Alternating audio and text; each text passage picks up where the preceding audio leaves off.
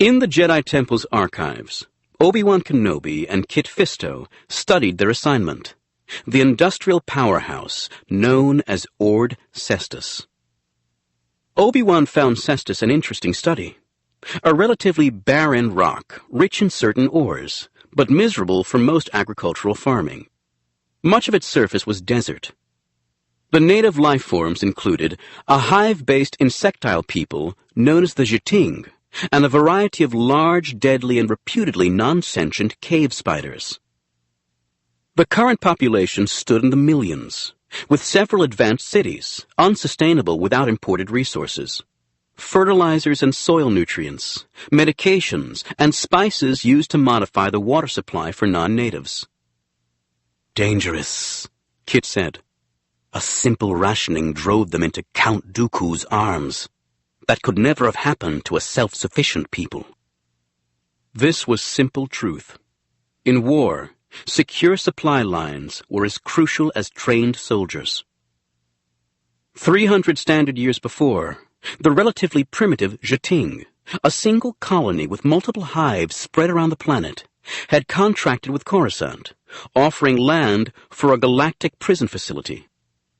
At some point, Cestus Penitentiary began a program designed to train and utilize prisoner skills. This became interesting when a series of financial scandals and an industrial tragedy on Eddy 4 sent a dozen minor officers of Cybot Galactica, the Republic's second-largest manufacturer, to prison for 20 standard years. The 12 officers hadn't been on Cestus for 2 years before cutting a deal with prison officials to begin research and fabrication of a line of droid products. Access to vast amounts of raw material and virtually free labor released a flood of wealth. The 12 were quickly and quietly work-furloughed into opulent homes. Select guards and officials became wealthier still, and a corrupt dynastic conglomerate was born. Cestus Cybernetics, producing an excellent line of personal security droids. The next events were difficult to sort out. Large tracts of land were purchased from the hive at fire sale prices. Then, following terrible plagues among the Jiting, Cestus Cybernetics gained almost complete control of the planet. Still, life, even for the average off-worlder, had been rough before Cestus Cybernetics subcontracted to the fabulously wealthy and successful Bactoid Armor Workshops. It retooled completely, tapping into an interstellar market in high-end military hardware. The economy expanded and then crashed when the Trade Federation cut ties after the Naboo fiasco. Boom, then crash. Cycles of growth and decay followed one another with numbing regularity. Obi-Wan scanned the roster of current leaders. Following the last century's plagues, after the near destruction of the entire hive, the office of planetary regent was still held by one of royal Jiting lineage, one Gemai Duras. Was this office elective? Hereditary? Was Duras a figurehead or a genuine power? Another reference an hour later caught Obi-Wan's eye. Mention of a group of guerrilla fighters called Desert Wind. Most of the surface farmers were poor, descended from the rank-and-file prisoners after their parole.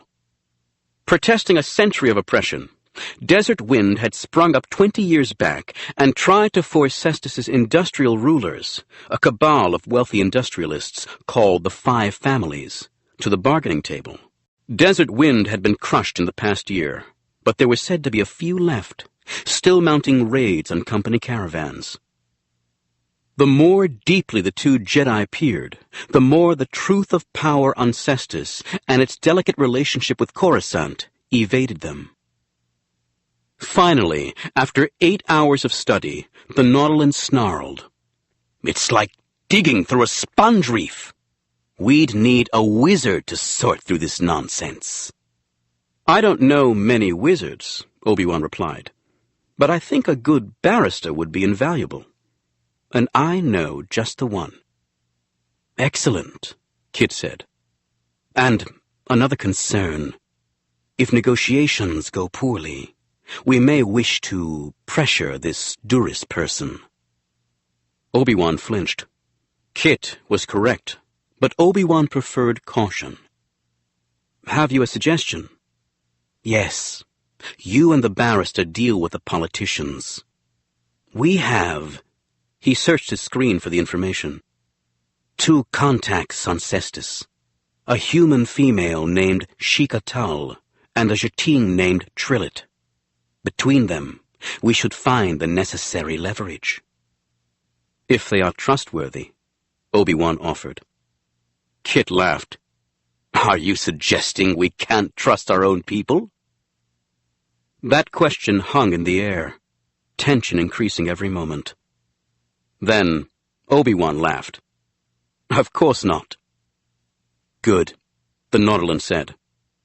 As I was saying, I'll take an ARC and a few commandos and recruit native troops for emergency use.